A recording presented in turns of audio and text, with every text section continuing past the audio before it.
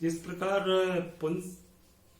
पुंसवन संस्कार महत्वपूर्ण था, उससे भी महत्वपूर्ण संस्कार विवाह है। और यदि संस्कृत में इसको देखें तो इसको परिग्रहण संस्कार भी कहा गया है। और विवाह संस्कार जो है बहुत ही महत्वपूर्ण था। इसके अनेक प्रकार थे और शास्त्रों में विवाह के लिए कई सारे नीति नियम बने हुए थे। मनु स्मृति, नारद स्मृति, जो स्मृतियां है वैदिक काल की, उसमें भी इन विवाह संबंधों का बड़ा डिटेल में उल्लेख मिलता है और ये अनेक प्रकार से संपन्न होते थे। विवाह के पश्चात ही गृहस्थ धर्म में प्रवेश माना जाता था और ब्रह्मचर्य का जो कल हम आश्रम की बात कर रहे थे उसको समाप्त करके गृहस्थ धर्म में प्रवेश तभी संभव था जब व्यक्ति, स्त्री या पुरुष विवाह करे, उसके पश्चात ही वो गृहस्थ धर्म में प्रवेश करते थे। आर्यों के अनुसार विवाह के उद्देश्य बहुत सारे थे। विवाह का उद्देश्य केवल स्त्री के लिए पुरुष की प्राप्ति या पुरुष के लिए स्त्री की प्राप्ति तक ही सीमित नहीं था। उनके अनुसार 3 प्रमुख उद्देश्य विवाह के बताए गए। उसमें पहला तो यह था कि जितने भी यज्ञ हैं उनको संपन्न करवाने के लिए विवाहित होना जरूरी है। यानी भारतीय शास्त्रों में जो भी धार्मिक यज्ञ या हवन किए जाते थे उसमें पति पत्नी का जोड़े से युग्म बनाकर उसमें बैठना आवश्यक है, क्योंकि देवता जो है उन दोनों की आहुतियों को स्वीकार करते हैं, ऐसा उनका मानना था। दूसरा जो उद्देश्य है विवाह का वो है संतानोत्पत्ति। ये तो स्वाभाविक ही है कि विवाह का सबसे, यदि जेनेटिकली या बायोलॉजिकली भी यदि आप देखें तो विवाह का उद्देश्य संतान उत्पत्ति है। कि सबको पता है कि मृत्यु लोक है, शनै शनै क्षीण शरीर होकर वो मृत्यु को प्राप्त होगा, उससे पहले वो अपना अंश इस धरती पर छोड़ दे और वो है संतान के रूप में। तो संतति या संतानोत्पत्ति विवाह का दूसरा प्रमुख उद्देश्य है। इसके अलावा इस लोक में, जिसको हम इहलौकिक कहेंगे, और परलोक जो मरने के बाद जो हमको नसीब होता है, इन दोनों जीवन की सुख शांति के लिए विवाह को आवश्यक कार्य माना गया। यानी ये माना गया कि अविवाहित न तो इस लोक में सुखी रह पाएगा और न ही वो परलोक में सुखी रह पाएगा। तो ये 3 उद्देश्य विवाह के बताए गए हैं। इसके अलावा जो है बहुत सारे कर्तव्य भी विवाह के बताए गए हैं। विवाह को जो है बड़ा ही पवित्र धार्मिक आयोजन उसको बना के रखा गया है। और हमारे यहाँ विवाह एक औपचारिकता नहीं है, पूरा एक धार्मिक बंधन के रूप में विवाह को रखा गया है कि किस प्रकार जो है अग्नि के समक्ष 7 फेरे लेकर पति पत्नी एक दूसरे को स्वीकार करते हैं। और अधिकांश ग्रंथों में तलाक का और विवाह विच्छेद का विरोध किया गया है। हिंदू धर्म में या वैदिक धर्म में तलाक को बिल्कुल शुभ नहीं माना गया। खासकर उच्च वर्ण में तो उच्च वर्ण है, ब्राह्मण क्षत्रिय, इनमें तो तलाक को पति द्वारा पत्नी को छोड़ना या पत्नी द्वारा पति को छोड़ना बिल्कुल ही उसमें स्वीकृत नहीं था। लेकिन बाद में धीरे धीरे कुछ अपवादों में तलाक की अनुमति शास्त्रों में दी गई। तो विवाह का बंधन जो है वो पूरे जन्म के लिए है, शेष जीवन के लिए है, और यहां तक कि उसमें ईश्वर के समक्ष साक्षी रहकर अगले जन्मों तक भी साथ रहने की उसमें परंपरा रखी जाती है। तो विवाह का बंधन एक तरह से अटूट रखा गया। अब विवाह की आयु क्या थी? वैसे देखिए कि आर्यों ने अपना जीवन 100 वर्ष माना, तो विवाह की आयु एक पुरुष के लिए 25 वर्ष निर्धारित थी।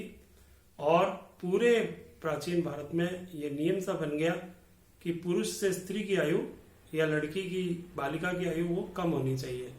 और आज भी वही परंपरा चल रही है कि लड़के से लड़की की उम्र अधिक नहीं होनी चाहिए। विवाह संबंधों में इसकी प्रायोरिटी रखी जाती है कि वो छोटी होनी चाहिए उम्र में। अब इसका कारण कुछ भी रहा हो, बहुत सारे कारण इसके हो सकते हैं, लेकिन ये प्रथा जारी रही और आज भी ये जारी है। और धीरे धीरे जो है इसमें बाल विवाह का प्रचलन भी हो गया। जैसे मैं आपको बता रहा था कि 25 वर्ष में ही विवाह करने का एक सामान्य नियम था, लेकिन इसको तोड़ा भी गया कि बहुत जल्दी उम्र में उनके विवाह कर दिए गए। ये पुरुषों के बच्चों के साथ भी हुआ और बालिकाओं के साथ भी हुआ। तो बाल विवाह के उदाहरण भी प्राचीन भारत में और आज भी आधुनिक भारत में भी देखने को मिलते हैं। जब विवाह योग्य उम्र ही नहीं हुई, उससे पहले ही उनके विवाह कर दिए जाते हैं। इसके बहुत सारे कारण हैं। जैसे गांव में तो मैंने देखा कि कई जगह मृत्यु, कोई किसी घर में किसी वरिष्ठ सदस्य की व्रत की मृत्यु हुई तो उसका मृत्यु भोज हुआ, गंगा प्रसादी हुई, उसी समय जो है खर्चा बचाने के लिए बालकों बालिकाओं का विवाह कर दिया जाता है। हालांकि उनको ससुराल बाद में भेजना शुरू किया जाता है क्योंकि उनकी उम्र बहुत कम होती है। लेकिन आज भी आप देखेंगे कि अक्षय तृतीया पर राजस्थान में बहुसंख्यक बहुत सी जगह बाल विवाह होते हैं। हालांकि सरकार ने इस पर रोक लगा रखी है, गैर कानूनी बना रखा है। तो बाल विवाह का भी यहाँ पर प्रचलन था। अब संबंध बनाने में भी नियम थे कि किस तरह से विवाह संबंध बनेंगे। विवाह संबंध अमूमन अपनी जाति में ही किए जाते थे, लेकिन उसमें एक खास बात थी कि जाति में सगोत्रीय विवाह मान्य नहीं थे। आपकी गोत्र से भिन्न गोत्र में विवाह होने चाहिए। आपस में निकट संबंधियों के विवाह हिंदू रीति रिवाजों के अनुसार वर्जित थे। तो पूरा का पूरा हिंदू धर्म, चाहे चारों वर्ण हो, ब्राह्मण, क्षत्रिय, वैश्य, शूद्र, उनमें सगोत्रीय विवाह नहीं होते हैं और निकट संबंधियों के यहाँ विवाह को टाला भी जाता है। तो बाद में इसकी स्टडी की गई मेडिकल साइंस की दृष्टि से, बायोलॉजी की दृष्टि से, तो ये माना गया कि जितना अधिक दूर के संबंधों में या नए संबंध स्थापित करके विवाह किए जाएंगे तो उनकी संतानें अधिक स्वस्थ होगी, और जितना निकट संबंधियों में विवाह किए जाएंगे उतनी ही उनकी संतानों का स्वास्थ्य अच्छा नहीं होगा। ये मेडिकल साइंस में प्रूव्ड हो चुका है। तो मुसलमानों में या इस्लाम में तो निकट संबंधियों में विवाह होते हैं, केवल पिता की संतान को ही छोड़ा जाता है, अन्यथा उनके सब संबंध वहां मान्य है। लेकिन हिंदू धर्म में ये बिल्कुल वर्जित है और आज भी ये वर्जित है और कानूनी रूप से भी वर्जित है। यदि आप सगोत्र विवाह करते हैं या भाई बहन विवाह करते हैं तो ये बिल्कुल ही गैर कानूनी माना जाएगा। इसको कानून भी इसको स्वीकार नहीं करेगा। तो अब इसमें जो है सामान्यतः ये सभी जातियों में विवाह होते थे, लेकिन कुछ एक कैटेगरी में ये गैर जाति में या अंतर जातीय विवाह भी प्राचीन भारत में प्रचलित थे। ऐसे विवाहों को अनुलोम और प्रतिलोम विवाह कहा जाता था।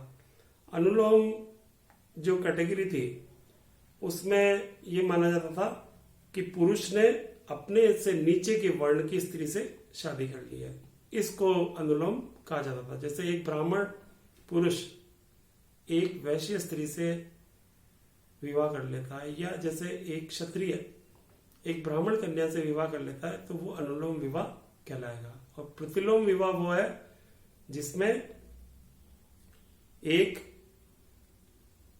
प्रतिलोम विवाह में एक निम्न वर्ण की स्त्री एक उच्च वर्ण के पुरुष से विवाह कर लेती है, तो ये प्रतिलोम विवाह कहा गया है। और प्रतिलोम विवाह से उत्पन्न संतानों को वैदिक काल में वैध नहीं माना गया, उनको अवैध माना गया, मतलब उनको मान्यता नहीं दी गई, ऐसे विवाह नहीं होने चाहिए। तो विवाह करते समय बहुत सी बातें तय होती थी। माता पिता से संबंधित कई पीढ़ियों तक विवाह का निषेध किया जाता था, और रक्त संबंधों को विवाह संबंधों में टाला जाता था।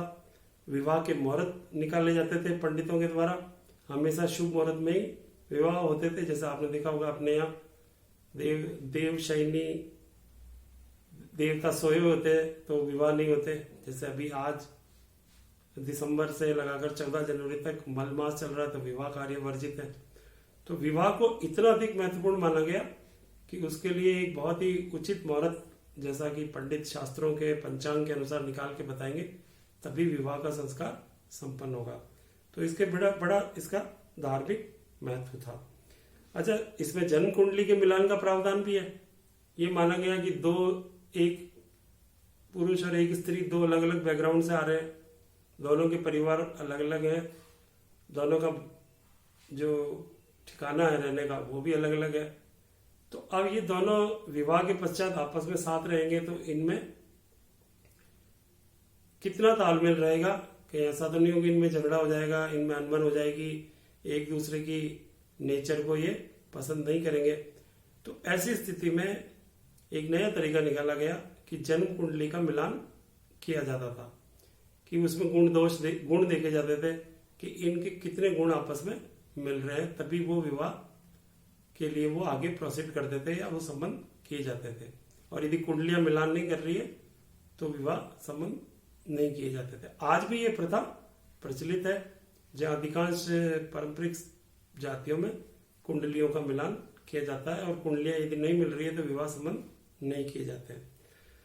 प्राचीन भारत में 8 प्रकार के विवाहों का वर्णन मिलता है। किस प्रकार के विवाह अक्सर किए जाते थे? उसमें पहला है ब्रह्म विवाह। अब ब्रह्म विवाह में कन्या का विवाह दहेज सहित उसी श्रेणी के व्यक्ति के साथ किया जाता है, यानी वही जाति है, उसकी वर्ण भी वही है, और उसके पिता ने उसको कन्यादान दिया है, उसको दहेज भी दिया है, और ये विवाह सबसे श्रेष्ठ माना गया, और यही विवाह सबसे ज्यादा प्रचलन में भी है। ब्रह्म विवाह इसको कहा जाता है। इसको आप यूं कह सकते हैं कि मैनेज्ड मैरिज है, इसमें माता पिता ने तय किया है और कन्या को भरपूर दहेज के साथ विदा किया जा रहा है।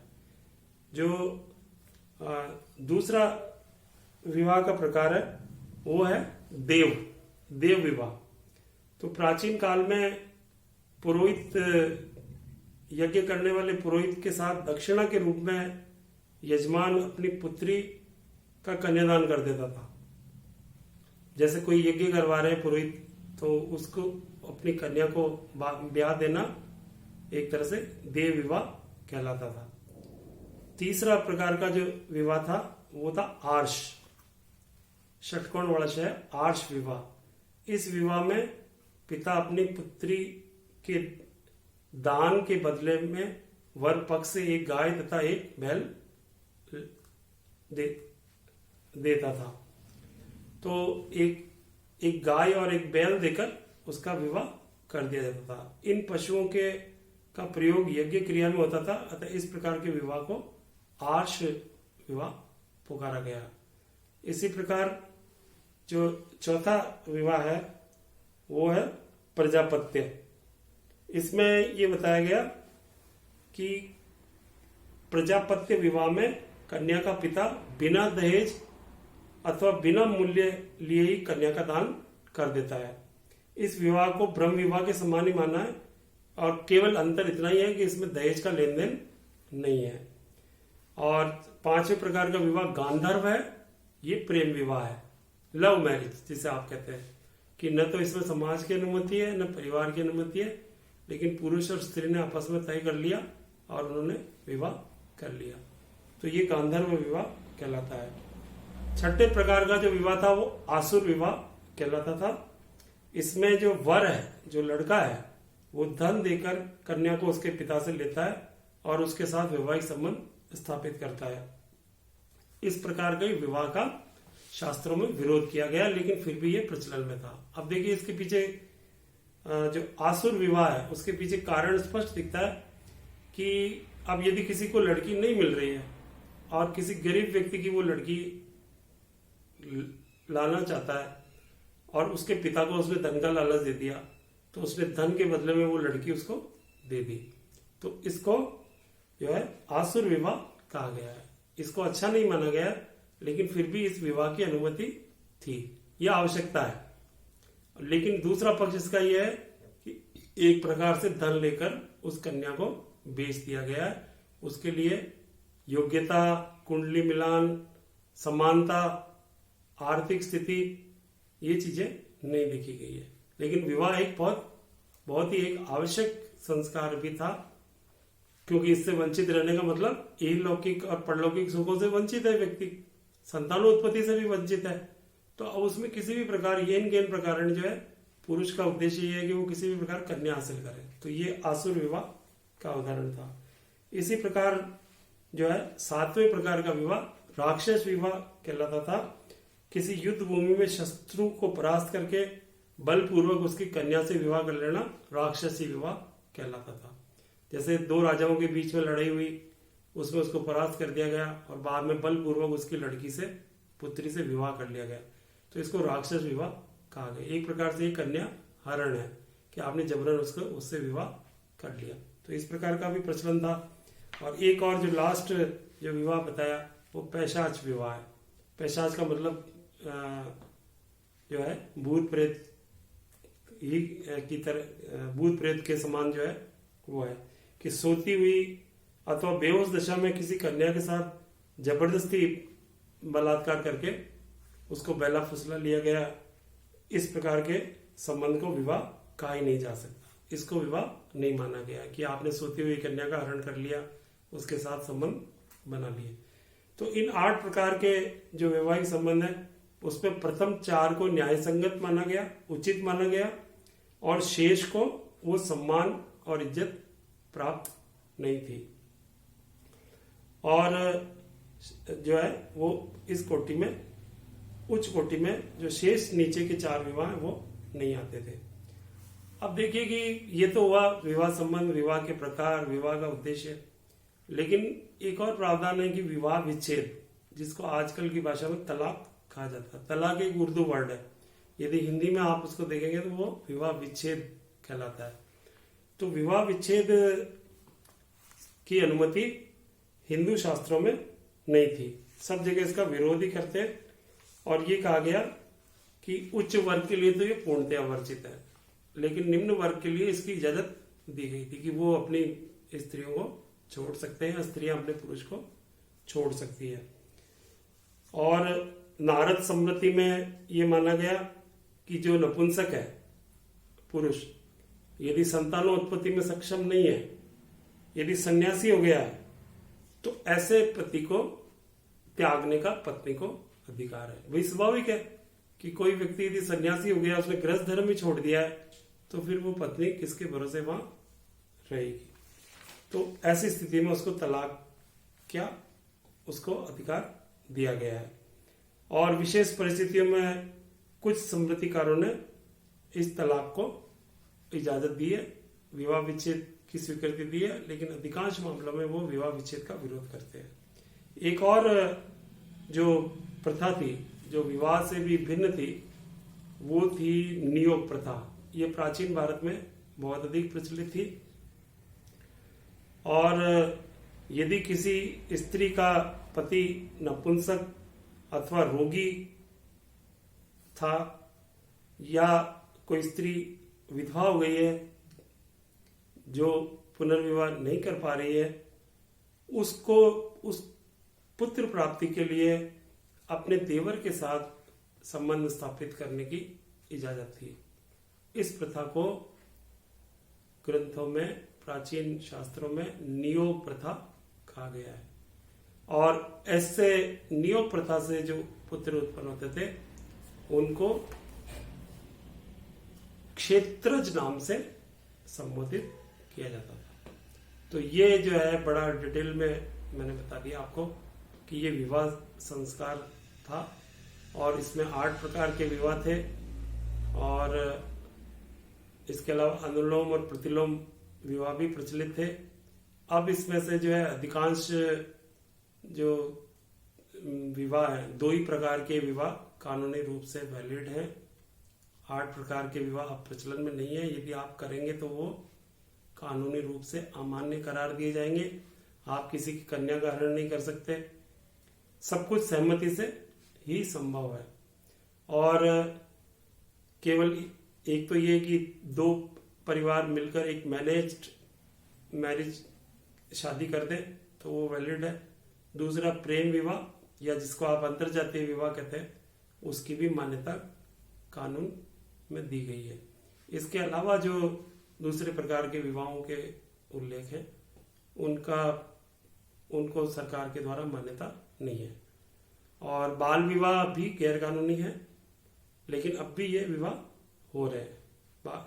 इसमें ये माना गया कि बाल विवाह के लिए माता पिता ही दोषी है, बालक तो अपने बारे में इतना सोच भी नहीं पाते। तो ये विवाह संस्कार है, ये बड़ा ही महत्वपूर्ण है। प्राचीन भारत के जितने भी धार्मिक संस्कार थे, उनमें सबसे महत्वपूर्ण धार्मिक संस्कार विवाह को माना गया। Thank you.